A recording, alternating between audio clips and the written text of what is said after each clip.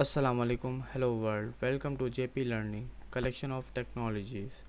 सबसे पहले मैं आप सबका शुक्रिया अदा करना चाहूँगा आप लोग की सपोर्ट का, जिसकी वजह से मेरे 1K सब्सक्राइबर्स पूरे हो चुके हैं और इंशाल्लाह नेक्स्ट टारगेट हमारा 10K सब्सक्राइबर्स का है। तो इसी तरह से मेरे चैनल को सपोर्ट करें और अपने फ्रेंड्स एंड फैमिली सर्कल में जो भी नई टेक्नोलॉजी सीखना चाहते हैं उनके साथ मेरे चैनल को शेयर करें, ताकि उनको भी मेरे चैनल से जो है बेनिफिट हासिल हो सके, नई टेक्नोलॉजी सीख सकें, वो भी प्रैक्टिकल कर सकें, लर्निंग कर सकें, उनको आइडिया हो कि दुनिया में मार्केट में क्या चल रहा है। ठीक है। अच्छा, इसके अलावा अगर आपने मेरे चैनल को सब्सक्राइब नहीं किया तो सबसे पहले मेरे चैनल को सब्सक्राइब करें, बेल आइकन प्रेस करें, ताकि हर आने वाली न्यू वीडियो की अपडेट्स आपको मिलती रहे। अच्छा, सबसे पहली चीज़, अगर तो आपने मेरी प्रीवियस वीडियोस देखी हैं तो शायद आपको कुछ चेंजेस लग रही हों मेरे चैनल के ऊपर, नाम, लोगो, कलर थीम वगैरह। तो बिल्कुल मैंने थोड़ा सा नाम अपने अपने चैनल के नेम को रीनेम किया है, लोगो वगैरह नया डिज़ाइन किया है। तो जो पहला मेरा चैनल था जीए पाकिस्तान लर्निंग्स, ये वही जीए पाकिस्तान लर्निंग्स चैनल है, जस्ट इसको मैंने रीनेम करके जेपी लर्निंग में कन्वर्ट कर दिया, ताकि ईज़ी टू किसी के साथ अगर मुझे शेयर करना हो तो मैं ईज़ी उसको बता सकूं। क्योंकि मैंने इस एक महीने में मैंने थोड़ा सा ऑब्ज़र्व किया, जीए पाकिस्तान लर्निंग्स किसी को बताना या किसी को मतलब अ, बताना, वॉइस में बताना या किसी तरह से, तो वो उनके लिए मुश्किल होता है उसको सर्च करना यूट्यूब पे एग्जैक्टली। अगर स्पेलिंग मिस्टेक्स होती हैं, जीए कोई अलग लिख देता, कुछ लिख देता, तो मसला होता था। तो इसलिए मैंने इसको थोड़ा सा शॉर्ट कर दिया, जेपी लर्निंग में कन्वर्ट किया और नया लोगो वगैरह डिज़ाइन किया और सारी चीज़ें। तो इस वजह से आपको थोड़ा सा चेंज लग रहा है, अदरवाइज़ ये वही चैनल है, ये पाकिस्तान लर्निंग, सारी वीडियोस वही जो लास्ट, अगर आपने नहीं देखी भी तो आप मेरी वीडियो 1 से देखें कि हमने क्या क्या पढ़ाया, किस तरह से पढ़ाया। ठीक है। अच्छा, इसके अलावा एक और चीज़, मैं इस वीडियो के एंड में एक बहुत इंपॉर्टेंट अनाउंसमेंट करूँगा। तो प्लीज़ मेरी वीडियो को इस वीडियो को तो प्लीज़ इस वीडियो को कंप्लीट देखें, ताकि आप वो इम्पोर्टेंट अनाउंसमेंट मिस ना करते हैं। ठीक है। अच्छा, सबसे पहले अब हम अपने ट्यूटोरियल पे जाते हैं कि हमने लास्ट सबसे पहले पढ़ा क्या था। लास्ट हम थोड़ा सा रिकॉल कर लेते हैं कि लास्ट हमने जो है फर्मवेयर के बारे में पढ़ा था कि भाई फर्मवेयर की डेफिनेशंस देखी थी, फर्मवेयर क्या होता है, उसके एग्जांपल्स देखें अलग अलग लैंग्वेजेस में, और फिर उसका डेमो भी हमने देखा। फिर डेमो के बाद फिर हमने देखा कि आर्डिनो आईडीई जो होता है, वो क्या होता है, सॉफ्टवेयर क्या है, उसके बारे में हमने पढ़ा। उसकी इंस्टॉलेशन वगैरह हमने सीखी कि किस तरह से होती है, और फिर उसका एक एग्जाम्पल कोड मैंने पूरा रन करके दिखाया और उसको पूरा डिटेल एक्सप्लेन किया लाइन बाय लाइन। ठीक है ना। तो ये लास्ट वीडियो में मैंने ये सारी चीज़ें डिटेल में काफ़ी डिटेल में पढ़ाई और समझाई थी। तो अगर आपने लास्ट वीडियो नहीं दिखी तो सबसे पहले मेरी लास्ट वीडियो वॉच करें। मैं लिंक जो है लास्ट वीडियो का वो इंशाल्लाह डिस्क्रिप्शन में भी मेंशन कर दूंगा, तो आप वहाँ से भी लास्ट वीडियो देख सकते हैं। अच्छा, अब हमारा जो नेक्स्ट टॉपिक है, आज का हमारा नेक्स्ट टॉपिक है आर्डिनो प्रोग्रामिंग का। तो आज से समझ लें कि ये एक बिल्कुल पहली क्लास है आर्डिनो प्रोग्रामिंग की, कि आर्डिनो प्रोग्रामिंग में आप मतलब सीखेंगे कि आर्डिनो प्रोग्रामिंग में किस किस तरह से आप जो है क्या क्या फ़ीचर्स होते हैं, क्या क्या फंक्शंस होते हैं, किस तरह से आप आर्डिनो प्रोग्रामिंग को सीख सकते हैं, उसको इम्प्लीमेंट कर सकते हैं, उसको यूज़ कर सकते हैं अपने सिनेरियोज में। ठीक है ना। तो मैं पूरी आर्डिनो प्रोग्रामिंग इंशाल्लाह इसकी कोई मैं सीक्वेंस बनाऊँगा। अब ये डिपेंड करता है कि 5-6 पार्ट या कितने पार्ट में बनता है आर्डिनो प्रोग्रामिंग का, तो पूरी सीक्वेंस इंशाल्लाह बनाऊँगा। तो मेरी सीक्वेंस को फॉलो करते रहें। अगर आप आर्डिनो प्रोग्रामिंग बिल्कुल सीखना चाहते हैं स्क्रैच से, तो मैं बिल्कुल स्क्रैच से सारी चीज़ें सिखाऊंगा इंशाल्लाह। तो आप इसको फॉलो करें ताकि आपको आर्डिनो प्रोग्रामिंग की नॉलेज बहुत अच्छी हो सके आपकी। ठीक है। अच्छा, सबसे पहले आर्डिनो प्रोग्रामिंग देखते हैं क्या, मतलब आर्डिनो प्रोग्रामिंग किस पे बेस करती है, डिपेंड करती है। ठीक है ना। तो सबसे पहले Arduino programming language can be divided in 3 main parts. तो आर्डिनो प्रोग्रामिंग जो है हमारी सबसे पहले क्या है, जो हमारी प्रोग्रामिंग लैंग्वेज आर्डिनो की, वो 3 पार्ट्स में डिवाइडेड है। ठीक है। सबसे पहली चीज़ स्ट्रक्चर, दूसरी चीज़ उसके वेरिएबल्स, वेरिएबल्स के अंदर भी जो है डेटा टाइप्स एंड कॉन्स्टेंट्स आ जाते हैं। फिर उसके बाद आ जाते हैं फंक्शंस, उसके अपने फंक्शंस बिल्टन जो हैं। ठीक है ना। अच्छा, अब हम डिटेल में इन तीनों को देखेंगे, ठीक है, इन तीनों के कुछ कुछ पार्ट्स देखेंगे। अच्छा, सबसे पहली चीज़ स्ट्रक्चर है। ज़ाहिर स्ट्रक्चर हमें पता होगा तभी तो हम आर्डिनो का प्रोग्राम लिख सकेंगे, बना सकेंगे, ठीक है ना। तो जो हमारा स्ट्रक्चर है वो जो पूरा जो स्ट्रक्चर बना हुआ है, या अकेले स्ट्रक्चर के अंदर जितने भी फंक्शंस हैं, ठीक है ना, क्योंकि मैंने पहले भी जिक्र किया था जो आर्डिनो आईडी है वो टोटली फंक्शंस के ऊपर डिपेंड करता है, सी और सी प्लस प्लस के, ठीक है ना। इसी तरह से स्ट्रक्चर का भी जो फंक्शन है वो इन्होंने कहा कि the elements of Arduino C plus plus code, जो स्ट्रक्चर वाला पूरा कह लें कि पार्ट है वो सी प्लस प्लस की लैंग्वेज में कोड हुआ हुआ है, ठीक है ना। अच्छा, सबसे पहले स्ट्रक्चर के अंदर आ जाता है आपका स्केच। स्केच मतलब आपका प्रोग्राम, जब आप कंट्रोल मैं आर्डिनो खोलता हूँ, ठीक है ना, तो जब सबसे पहले मैं न्यू स्केच करता हूँ, ठीक है, ये तो मेरा पुराना स्केच आ गया, लेकिन जब मैं सबसे पहले न्यू स्केच करता हूँ तो न्यू स्केच में मुझे क्या दिखता है, मुझे सबसे पहले जब भी मैं न्यू फाइल बनाता हूँ आर्डिनो की प्रोग्रामिंग के लिए तो मुझे दो चीज़ें दिखती हैं। एक तो सेटअप का फंक्शन होता है और दूसरा लूप का फंक्शन होता है, ठीक है। तो सेटअप का फंक्शन, लूप का फंक्शन। अच्छा, बारी बारी थोड़ा सा देख लेते हैं। वैसे मैंने लास्ट वीडियो में काफ़ी डिटेल समझाया भी था, एक्सप्लेन भी किया था कि सेटअप का फंक्शन किस तरह से चलता है, लूप का फंक्शन किस तरह से चलता है, लेकिन हम फिर दोबारा थोड़ा सा रिकॉल कर लेते हैं ताकि हम बिल्कुल स्क्रैच से चलें। तो सेटअप का फंक्शन मैं थोड़ा सा एक्सप्लेन करूँ। The setup function is called when a sketch starts, use it to initialize variables, pin mode, start using libraries, etc. The setup function will only run once after each power up or reset of the Arduino board। तो यही बात है जो last मैंने आपको बताई थी कि भाई जो सेटअप का फंक्शन है वो आपके इनिशियली जब आपका कह लें कि बिल्कुल स्केच स्टार्ट होता है तो सबसे पहले वहाँ पे कॉल होता है, ठीक है। और इसको नॉर्मली हम क्यों यूज़ करते हैं, कोई काम ऐसा जो हमें वन टाइम कराना है, हमने पिन मोड डिफाइन करना है, एक दफ़ा करना है, कोई लाइब्रेरी हमने यूज़ की उसको बिगिन करना है तो वो वन टाइम करना है, ठीक है ना।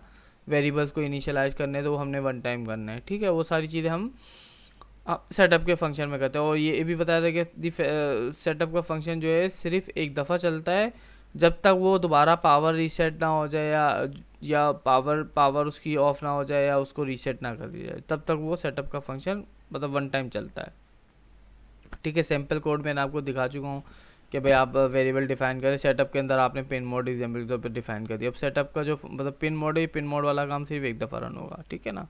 थोड़ा सा जल्दी जल्दी मैं जाऊँगा शुरू की चीज़ों पे, क्योंकि ये मैं पहले भी डिफ़ाइन कर चुका हूँ प्रीवियस वीडियो में, तो प्लीज़ उसको थोड़ा सा कंसिडर करें ताकि हम फास्टली जो है अपने ट्यूटोरियल को कंप्लीट कर पाएँ। अच्छा, इसके बाद आ जाता है लूप का फंक्शन, ठीक है। लूप के फंक्शन में मैंने बताया था कि भाई लूप का फंक्शन जो है वो आपके स्केच का पार्ट होता है कि पहला फंक्शन सेटअप होता है, दूसरा फंक्शन लूप होता है, ठीक है ना। तो इन दो फंक्शन में से ही आपका सारा कह लें कि आर्डिनो की प्रोग्रामिंग होती है, ठीक है ना। अब मैंने ये बताया कि लूप का फंक्शन किस तरह चलता है। After creating a setup function which initialise and sets the initial values and the loop function does preciously what is named suggests and loops consecutively, allowing your program to change and respond, use it to actively control the Arduino board। भाई ये कह रहे हैं कि simply मैं अगर बात करूँ भाई, ये कह रहे हैं कि जो लूप है वो आपके सेटअप के फंक्शन के बाद जो है कहते हैं कि बनाया जाता है या उसको इनिशियलाइज किया जाता है, ठीक है ना। और लूप का फंक्शन आपको नाम से ही समझ आ रहा होगा कि लूप है मतलब ये कंटिन्यूस चलता रहेगा, ठीक है ना।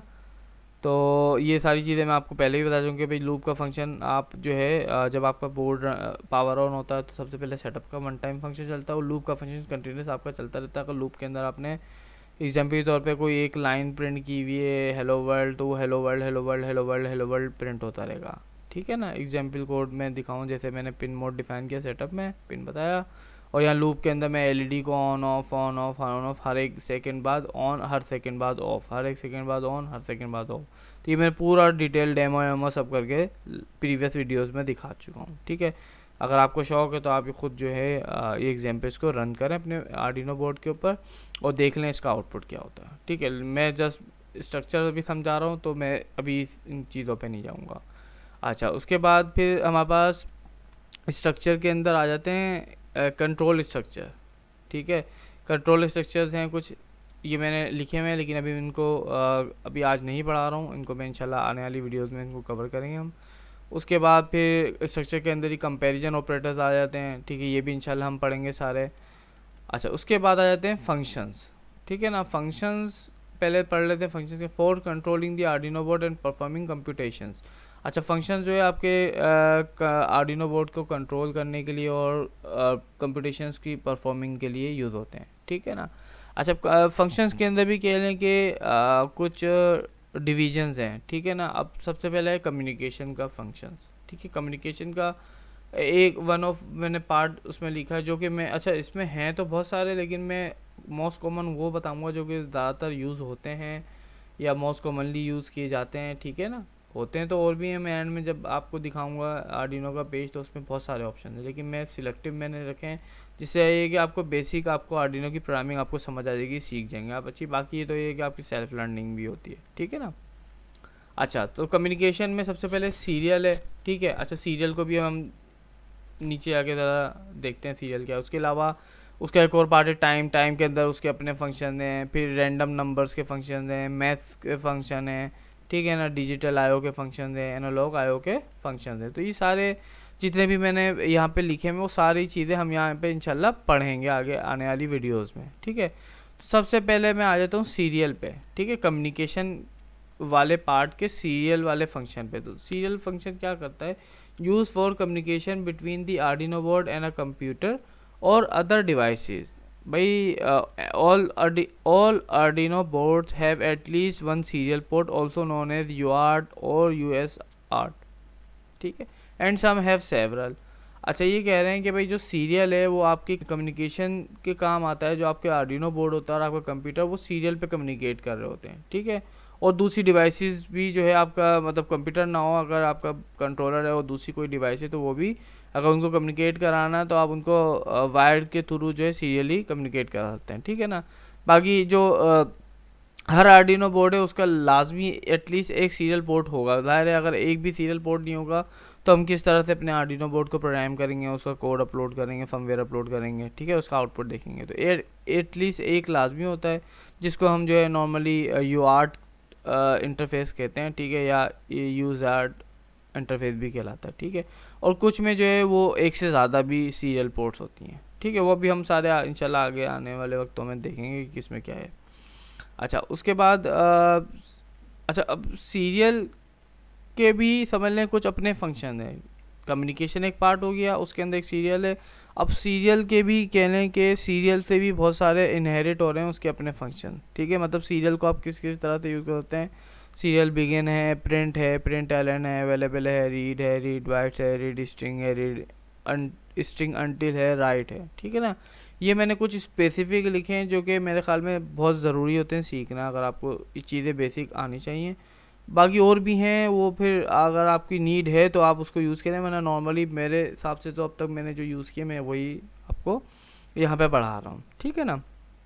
अच्छा, अब सबसे पहले बिगिन आ जाते हैं कि बिगिन क्या होता है कि भाई set the data rate in bits per second baud for serial data transmission. For communicating with serial monitor, make sure to use one of the baud rate listed in the menu at the bottom right corner of its screen. You can however specify other rates, for example to communicate over pin 0 and 1 with a component that requires a particular baud rate. An optional second argument configures the data parity and stop bits. The default is 8 data bits, no parity, one stop पे, ठीक है ना। अच्छा, मैं इसको थोड़ा सा इसको समझा दूँ आसान अल्फाजों में, मैंने इंग्लिश तो पढ़ दी है।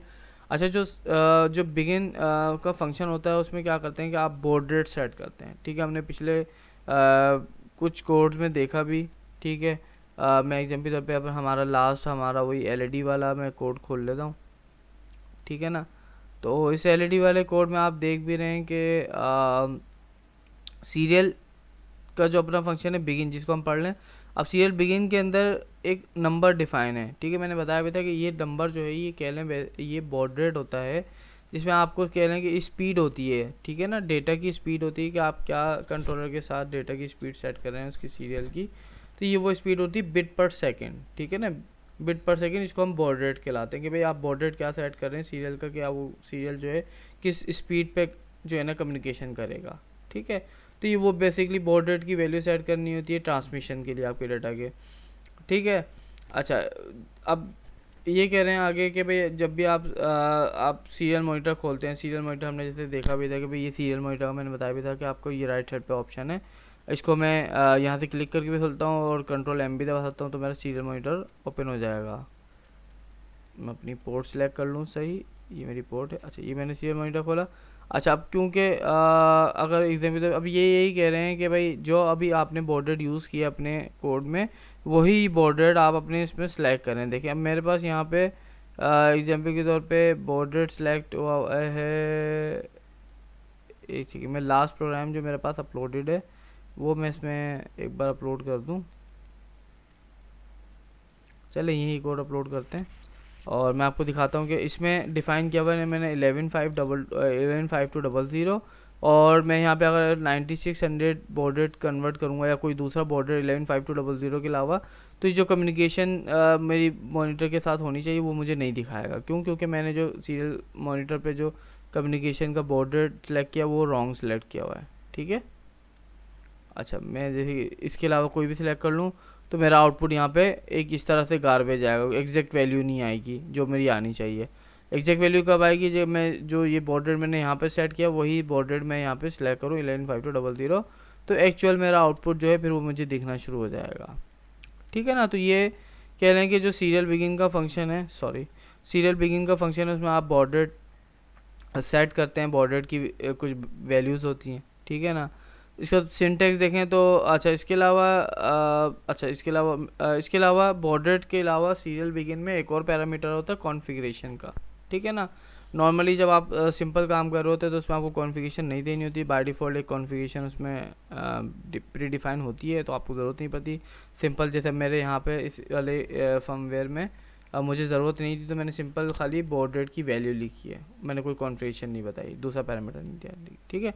लेकिन इसका दूसरे पैरामीटर्स भी आप मतलब इसकी कॉन्फ़िगरेशन भी दे सकते हैं कि भाई आपकी कॉन्फ़िगरेशन क्या, डेटा बिट क्या होगी, पैरिटी बिट होगी नहीं होगी, स्टॉप बिट्स क्या होंगी, ठीक है ना। तो बाय डिफ़ॉल्ट जो इसकी होती है वो 8 डेटा बिट्स होती हैं, 9 पैरिटी होता है और 1 स्टॉप बिट होती है। तो ये बाय डिफ़ॉल्ट कॉन्फ़िगरेशन होती है। इसका ये सिंटेक्स होता है कि अगर आपने सिंपल करना तो सीरियल डॉट बिगिन और स्पीड की वैल्यू दे दें बॉर्डर की, और सीरियल डॉट बिगिन स्पीड और कॉन्फ़िग आप दे दें, ठीक है ना। कॉन्फ़िगरेशन जो है आपकी, जैसे ये एग्जाम्पल के तौर पे 8N1 है, ठीक है ना। तो इस तरह से और भी बहुत सारी होती हैं कि भाई 8 bit even parity, 1 stop bit, इसी तरह से 8 bit no even parity, 2 stop bit, ठीक है ना। इस तरह की बहुत सारी इनकी कॉम्बिनेशन हैं बहुत सारे। तो आप कॉम्बिनेशन जो भी आपका है डिपेंड करता है अब आपके ये कहाँ काम आएगा। जैसे अब कोई ऐसा सेंसर है, कोई सी डिवाइस है जो एक अलग ही कॉन्फ़िगरेशन पे कम्युनिकेट करती है, तो फिर उसके हिसाब से फिर आपको यहाँ पे कॉन्फ़िगरेशन सेट करनी पड़ी ताकि आपके कंट्रोलर की, आपके आर्डिनो की उस डिवाइस से आपकी कम्युनिकेशन ईजिली हो सके, ठीक है ना। अच्छा, इसके अलावा नेक्स्ट हमारा है प्रिंट, ठीक है। प्रिंट वही है कि भाई प्रिंट डेटा और serial print data to the serial port as human readable ASCII type, this command take many form, ठीक है। अब ये वही है कि भाई प्रिंट हम देख चुके हैं, हमने पहले भी बहुत यूज़ किया। हम जो है प्रिंट अगर करते हैं तो सिंपल जो भी मैं उसके अंदर स्ट्रिंग लिखता हूँ या जो भी वैल्यू लिखता हूँ प्रिंट हो जाती है। और लेकिन ये कि प्रिंट है ये सिंपल, तो इसमें न्यू लाइन नहीं देता हर प्रिंट के बाद, ठीक है ना। और इसका इस तरह से सिंटैक्स होता है कि सीरियल डॉट प्रिंट और वैल्यू, ठीक है ना। अब वैल्यू आपकी स्ट्रिंग भी हो सकती है, कोई इंटीजर भी हो सकता है, कुछ भी हो सकता है। अच्छा, दूसरी चीज़ इसका एक और फॉर्मेट भी होता है कि सीरियल डॉट प्रिंट और वैल्यू कॉमा फॉर्मेट बता दें उसके कि अगर चीज़ें में कोई इंटीजर वैल्यू या कोई बाइट्स हैं तो उसको मैं फॉर्मेट किस फॉर्मेट में, मतलब हेक्साडेसिमल, डेसिमल, ऑक्टा में या बाइनरी में उसको मैं दिखाना चाह रहा हूँ उस वैल्यू को कन्वर्ट करके, तो वो फॉर्मेट यहाँ पे आ जाएगा, ठीक है ना। तो मैं थोड़ा सा जल्दी जल्दी कवर कर रहा हूँ ये चीज़ें क्योंकि हम ऑलरेडी देख चुके हैं, बेसिक हैं, इतना कोई मेरे ख्याल में इसमें वो नहीं है। इस तरह से इनका सिंपल कोड है, ठीक है, मैं ऑलरेडी दिखा चुका हूँ, ठीक है। अच्छा, दूसरा है प्रिंट एलन। प्रिंट एलन में भी सेम वही है कि भाई प्रिंट करता है, ठीक है। लेकिन प्रिंट एलन में क्या मतलब फ़र्क है प्रिंट और प्रिंट एलन में, कि प्रिंट में जो है वो हर कैरेक्टर या कह लें कि प्रिंट के फंक्शन चलने के बाद न्यू लाइन नहीं देता। लेकिन प्रिंट एलन का फंक्शन क्या करता है कि हर जो भी उसके अंदर वैल्यू दी हुई है आप वो प्रिंट करने के बाद उसके बाद एक फ़ौरन न्यू लाइन इंटर कर देता है वो, ठीक है ना। बाकी सारी चीज़ें वही हैं कि आप फंक्शन इसके मतलब फॉर्मेट हैं और वैल्यू है, ठीक है ना। अच्छा, इसका ये एग्जांपल है कि जैसे मैंने दिखा भी दी कि भाई एनालॉग वैल्यू मैंने 243 वैल्यू सेट की इंटीजर की, वो मैंने प्रिंट कराई, न्यू लाइन में प्रिंट हुई, और अगली मैंने जो है उसको मैंने फॉर्मेट के साथ प्रिंट करा दी, भी मैंने हेक्सा में की है। इसी तरह से आप डेसिमल, ऑक्टा या बाइनरी में भी इसको प्रिंट कर सकते हैं, ठीक है ना। अच्छा, उसके बाद और फंक्शन आ जाते हैं सीरियल के अवेलेबल, ठीक है। सबसे पहले है अवेलेबल के सीरियल अवेलेबल है नहीं है, ठीक है। अच्छा, सीरियल अवेलेबल का फंक्शन क्या काम करता है, get the number of bytes characters available for reading from the serial port, this is data that is already arrived and store in the serial receive power which hold 64 bytes. ये कह रहा है कि भाई जो अवेलेबल है वो क्या करता है कि आपके जो आपके सीरियल पोर्ट पे डेटा आ चुका होता है बाइट्स की फॉर्म में, उनको जो है स्टोर कर लेते हैं अपने एक रिसीव बफर में, जो कि आपके 64 बाइट्स आपके होल्ड कर सकते हैं, ठीक है ना। इसका सिंटेक्स यूज़ करने का क्या है, सीरियल डॉट अवेलेबल। अच्छा, इन सबको मैं भी एक ही प्रोग्राम में यूज़ करके दिखाऊंगा, सीरियल अवेलेबल। अच्छा, दूसरा है इसके आगे दूसरा है रीड, ठीक है। सीरियल डॉट अवेलेबल हो गया, उसके बाद है सीरियल डॉट रीड, ठीक है ना। तो रीड का क्या करता है, रीड इनकमिंग सीरियल डेटा, जो भी इनकमिंग डेटा बफर में मौजूद होता है उसको जस्ट सिंपल रीड कर लेता है। तो सीरियल डॉट रीड इस तरह का इससे सिंटेक्स है। अच्छा, यूज़ इसका मैं दिखाऊंगा अगर आपको कोड।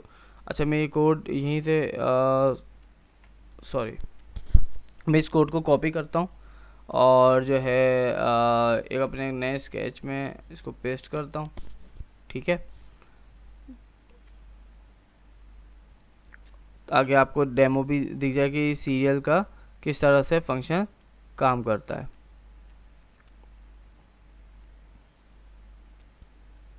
ठीक है, ये मैंने कोड अपना कॉपी किया, मैं टाइप नहीं कर रहा हूँ, सॉरी मैंने रॉन्ग कोड को भी, ये मैंने कोड कॉपी किया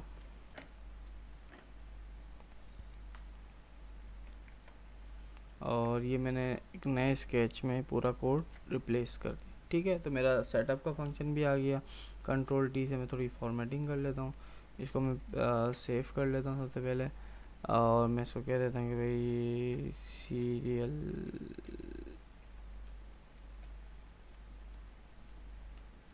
रीड, ठीक है। सेव किया और मैं इसको जो है पोर्ट सेलेक्ट करके ये अपलोड करूँ। अच्छा, जब भी आप ये ख्याल रखें कि जब भी आप कोड अपलोड करें तो कोशिश करें कि ये सीरियल पोर्ट क्लोज़ कर दें, ठीक है, ताकि सक्सेसफुली अपलोड हो गया। अच्छा, अब ये सीरियल रीड किस तरह से करेगा,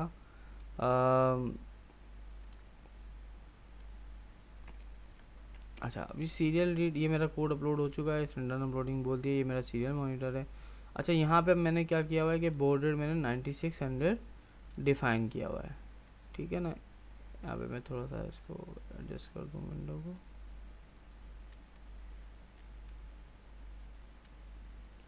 ठीक है। 96, तो मुझे सबसे पहले तो यहाँ पे बॉर्ड रेट अपना 96 करना पड़ेगा, क्योंकि मैंने सीरियल की जो बॉर्ड रेट है वो 9600 दिया हुआ है। अच्छा, अब यहाँ पे कोड किस तरह से हो रहा है कि भाई कोड में लिखा हुआ है सीरियल बिगिन कर दिया, ठीक है। ये हो गया। उसके बाद सीरियल अवेलेबल चेक करा कि इफ़ सीरियल अवेलेबल का मतलब है कि ये ट्रू रिटर्न करता है। अगर तो मतलब डेटा इसके बफर में मौजूद है, अगर मौजूद है तो क्या करो कि भाई सीरियल लोड रीड कर लो, मतलब जो भी जितना भी जो भी बाइट है वो सारी रीड कर लो, और उसको मैंने फिर एक डेसिमल फॉर्म में प्रिंट कर दिया है। तो अब मैं इसको आपको इनपुट करके दिखाऊँ। अब मैं यहाँ पे मैंने बताया था कि आपको जब आपको इसके सीरियल पे कुछ आपको इनपुट देना होता है तो आप यहाँ से इनपुट दे सकते हैं। अब जैसे मैं एग्जाम्पल तौर पे लिखता हूँ 45, ठीक है।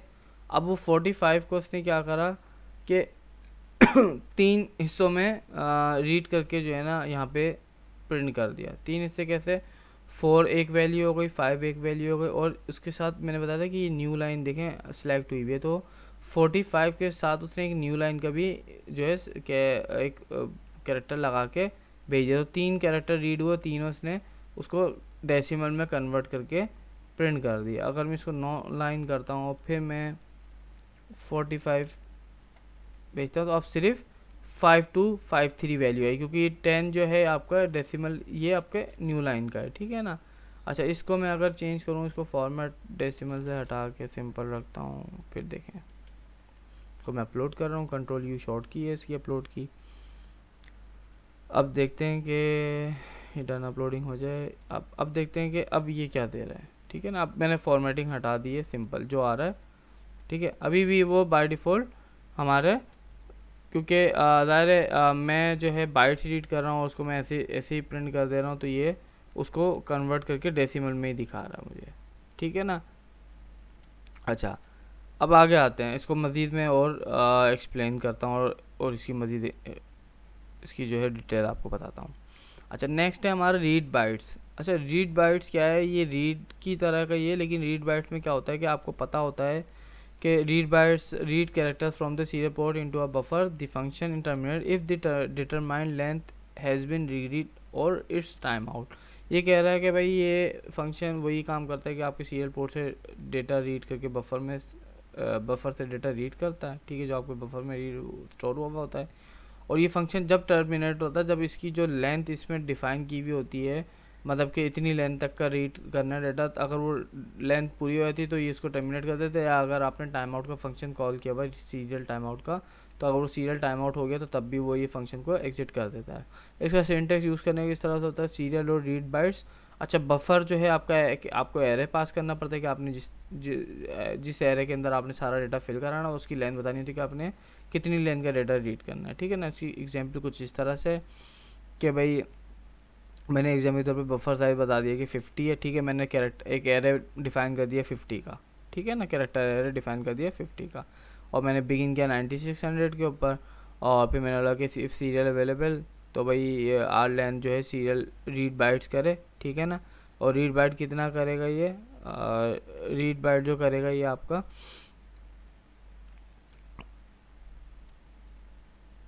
सॉरी रीड बाइट जो आपका 50 कैरेक्टर्स का रीड बाइट करेगा, ठीक है ना। रीड बाइट करेगा और जैसे ही रीड बाइट करेगा तो ये आपका यहाँ पे प्रिंट कर देगा। और यहाँ पे आर लेंथ के अंदर जो वैल्यू आएगी वो आपकी आएगी जितनी बाइट्स रीड हुई उसकी टोटल लेंथ। जैसे अगर 50 बाइट्स मैंने रीड करानी है तो 50 बाइट्स की जो है ये यहाँ पे लेंथ प्रिंट करके, मतलब उतनी दफ़ा लूप चलेगा और सारा जो है यहाँ पे प्रिंट हो जाएगा। अच्छा, इसका डेमोन्स्ट्रेशन मैं आपको छोटी सी जल्दी से दिखा देता हूँ, यही कोड में कॉपी करके अपनी प्रेजेंटेशन से,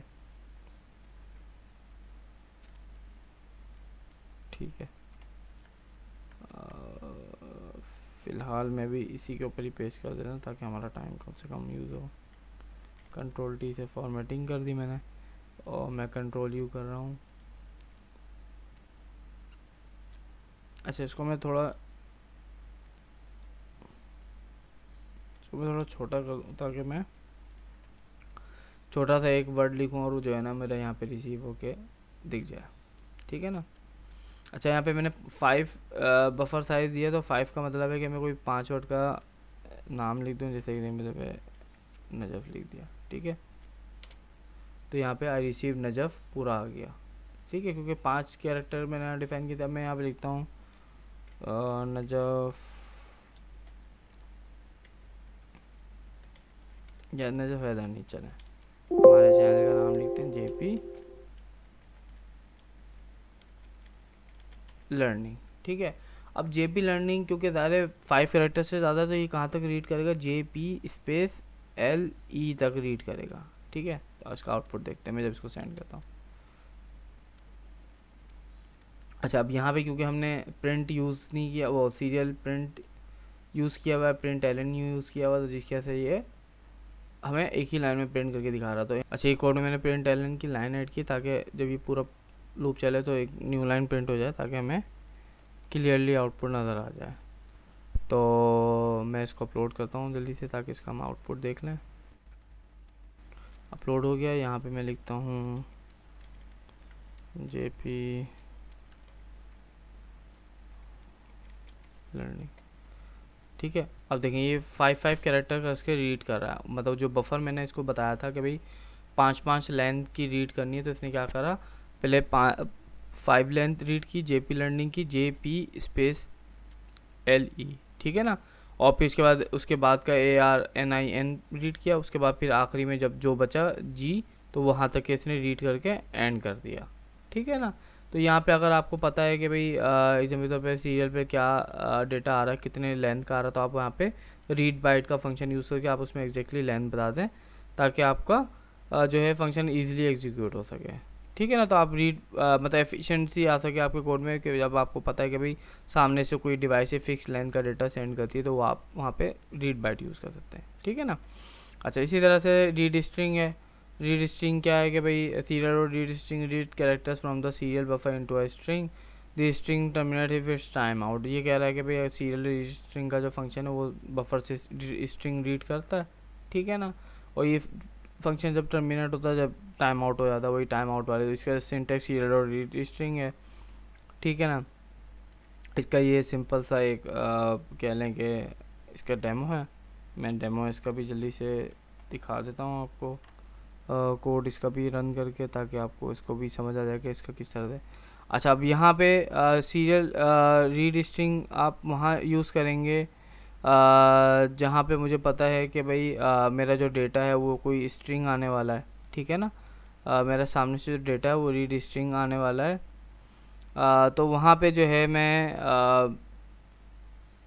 कॉपी किया और ये मैं अपनी सी ही फ़िलहाल इसमें जो है इसको रन करके आपको दिखा देता हूँ कि भाई जहाँ पे मुझे पता है कि भाई कोई स्पेसिफिक स्ट्रिंग आने वाला है, तो यहाँ पे मैंने क्या किया कि भाई स्ट्रिंग रीड किया और स्ट्रिंग रीड करके मैंने उसमें से न्यू लाइन या इंटर वाला जो वर्ड है वो उसको मैंने ट्रिम किया, और उसके बाद जो है फिर मैंने कंपेयर कर लिया कि वो जो स्ट्रिंग आ रहा है क्या वो स्ट्रिंग की वैल्यू रेड है। तो अब यहाँ पे जैसे एग्जाम्पल पे मैं लिखता हूँ रेड, और मैं अगर कोई नई न्यू लाइन वगैरह भी दे देता हूँ तो यहाँ पे बोलता है इसकी कंडीशन पे प्राइमरी कलर, और मैं अगर यहाँ पे लिखता हूँ ब्लू तो ये कुछ भी नहीं देगा आउटपुट। मैं चाहता था कि मैं इसको इस जो भी रीड हो रहा है डेटा सीरियल से स्ट्रिंग वो भी मैं प्रिंट करा के दे सकता था। मैं एक काम करता हूँ, उसको प्रिंट कर लेते हैं हम।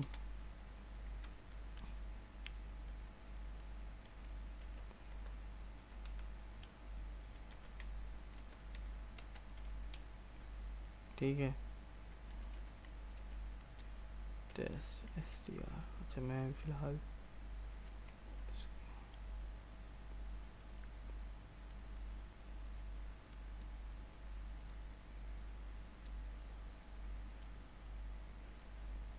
ठीक है, अब यहाँ पे मैं पहले तो मैं रेड लिखता हूँ, तो यहाँ पे मेरे रेड सीरियल पे रिसीव होगा और उसकी कंडीशन के हिसाब से बता देगा कि भाई प्राइमरी कलर है। इसके अलावा अगर मैं यहाँ पे ब्लू कलर लिखूँगा तो ब्लू पे मेरी कंडीशन फॉल्स हो जाएगी, लेकिन ब्लू रीड हो जाएगा लेकिन कंडीशन फॉल्स हो जाएगी, ठीक है। अच्छा, इसके अलावा आगे जो है हम और भी सारी चीज़ें देखेंगे, जैसे एग्जाम्पल पे मैंने आपको बताया कि वेरिएबल्स हैं, ठीक है ना। जैसे एक पार्ट हमने देखा यहाँ पे स्ट्रक्चर का, ठीक है। 3 पार्ट थे यहाँ पे हमारे पास, 3 पार्ट स्ट्रक्चर, वेरिएबल्स, फंक्शंस। आज हमने कुछ चीज़ें स्ट्रक्चर की देखी, कुछ चीज़ें हमने फंक्शंस की देखी, बेसिक बेसिक, ठीक है ना। क्योंकि ये बताना ज़रूरी था, ये नहीं बताता तो मैं आपको शायद प्रोग्रामिंग का बिल्कुल स्टार्ट समझ नहीं आता। अब आगे आके इंशाल्लाह हम जो है स्ट्रक्चर के अंदर भी और चीज़ें देखेंगे, फंक्शंस और देखेंगे, और उसके साथ साथ फिर हम वेरिएबल्स का भी देखेंगे कि कौन कौन सी डेटा टाइप्स होती हैं, कौन से कांस्टेंट वगैरह होते हैं। कुछ मैंने यहाँ पे डिफ़ाइन कर दिए हैं कि भाई वेरिएबल्स हम कौन कौन से पढ़ेंगे, डेटा टाइप्स हैं। अच्छा, वेरिएबल्स के अंदर भी जो है डेटा टाइप्स हैं और भी कांस्टेंट वगैरह, वो सब मैं इंशाल्लाह नेक्स्ट कमिंग आने वाली वीडियोस की सीक्वेंस में इंशाल्लाह इन सारी चीज़ों को मैं कवर करूँगा, ठीक है ना। अच्छा, इसके अलावा मैं आपको आर्डिनो का दिखा दूँ कि जो आर्डिनो का स्ट्रक्चर है उसके फंक्शंस कितने सारे मैंने उसमें से कुछ ही सिलेक्ट किए। जैसे अभी ये फंक्शन वाला एक पूरा सेक्शन है, अब इसमें डिजिटल आयो, एनालॉग आयो, एडवांस आयो, time, characters, trigonometric, math, random, bit by, ये बहुत सारे सेक्शन है। वो बहुत सारे सेक्शंस के अंदर बहुत सारे फंक्शन है, तो इसमें से हम कुछ ही पढ़ेंगे ताकि जो बेसिक है हमारी वो हम सीख लें। इसके अलावा वेरिएबल्स वाला पूरा एक पार्ट है जो कि मैंने बताया कि वेरिएबल वाला इंशाल्लाह हम पढ़ेंगे आने वाली वीडियोस में। डेटा टाइप्स हैं, कांस्टेंट है, कन्वर्जन्स हैं, वेरिएबल स्कोप वगैरह हैं, यूटिलिटीज़ हैं, ठीक है ना। इसके अलावा इसके स्ट्रक्चर है, स्ट्रक्चर में स्केच है, अर्थमेटिक ऑपरेटर्स है, पॉइंटर्स वगैरह हैं, बिट वाइज ऑपरेटर्स हैं, बूलियन ऑपरेटर्स हैं, फर्दर सिंटैक्स हैं, ठीक है ना। तो ये इस तरह से 3 हिस्सों में डिवाइड हुआ है। तो आप चाहें तो आप इसको जो है मतलब जो चीज़ें मैंने पढ़ाई उसके अलावा अगर आप एडिशनल कोई चीज़ ट्राई करनी है तो आप यहाँ आएँ, इनकी डॉक्यूमेंटेशन पढ़ें, इसको जो है प्रैक्टिकल करके चेक कर लें कि इसका आउटपुट क्या आ रहा है, ठीक है। तो आज का टॉपिक हम यहाँ पे फ़िलहाल एंड करते हैं और इंशाल्लाह इसको हम कंटिन्यू करेंगे फर्मवेयर आर्डिनो की प्रोग्रामिंग को, ठीक है। और आज बिल्कुल बेसिक हमने देखा है कि किस तरह से जो है हम क्या स्ट्रक्चर होता है, किस तरह से होता है, क्या चीज़ें क्या कहलाती हैं, किसको किस तरह से यूज़ कर सकते हैं। बेसिक बिल्कुल देखा अभी इंशाल्लाह। लेकिन कमिंग आने वाली वीडियोस में जो है हम पहले आर्डिनो की प्रोग्रामिंग को कवर करेंगे, फिर इंशाल्लाह कुछ चीज़ें जो अब जैसे इसमें इतनी सारे फंक्शंस हैं ना, तो ये कुछ चीज़ें फिर ये रन टाइम भी यूज़ करूँगा मैं, जहाँ पे मुझे ज़रूरत पड़ी। जैसे कोई सेंसर इंटीग्रेशन कर रहे तो वहाँ पे कहीं पे हमने कोई फंक्शन इनमें से उठा के यूज़ के लिए। तो अभी लेकिन मैं बेसिक वो बताऊँगा जो कि आपको समझना ज़रूरी है, और हमारा जो है कह लें कि सॉफ्टवेयर की प्रोग्रामिंग का काम हमारा चल जाएगा, ठीक है ना। तो मेरी इस वीडियो को प्लीज़ लाइक करें, शेयर करें, कमेंट करें। अगर कोई सजेशन है आपको, बेल आइकन सब्सक्राइब करें, बेल आइकन प्रेस करें, ठीक है ना।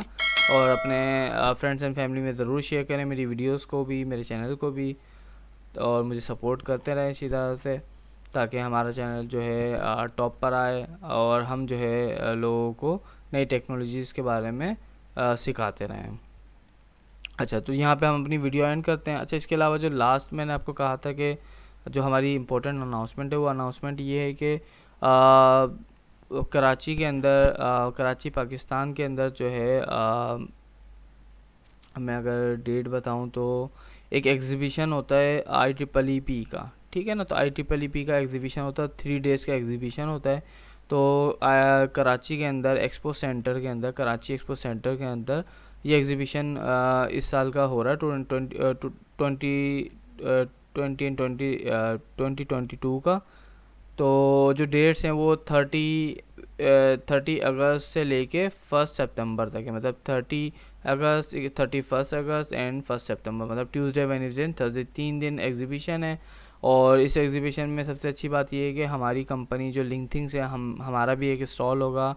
हम वहाँ पे अपने प्रोडक्ट्स को जो है शोकेस करेंगे। इसके अलावा अपने प्लेटफॉर्म्स की ट्रेनिंग देंगे।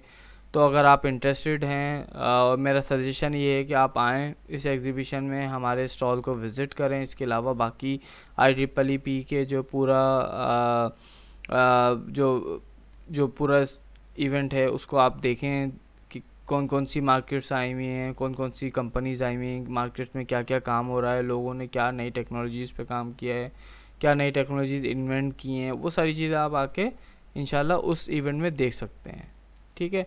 और इस इंशाल्लाह मेरा इरादा है कि मैं उसके ऊपर एक पूरा वीलॉग भी पूरा बनाऊंगा, पूरा IEEE के पूरे इवेंट को कैप्चर करूंगा एक समराइज वीडियो में, ताकि आप लोग को भी मैं जो है इंशाल्लाह उस वीडियो में अपलोड करूं और आप लोग भी इंजॉय कर सकेंगे IEEE में किस किस तरह की कंपनीज आती हैं, क्या क्या प्रोडक्ट्स होते हैं उनके। तो एक छोटा सा आपको इंशाल्लाह मैं कोशिश करूँगा कि वीडियो कैप्चर करके आपको जो है आपको आपके साथ मैं शेयर करूँ।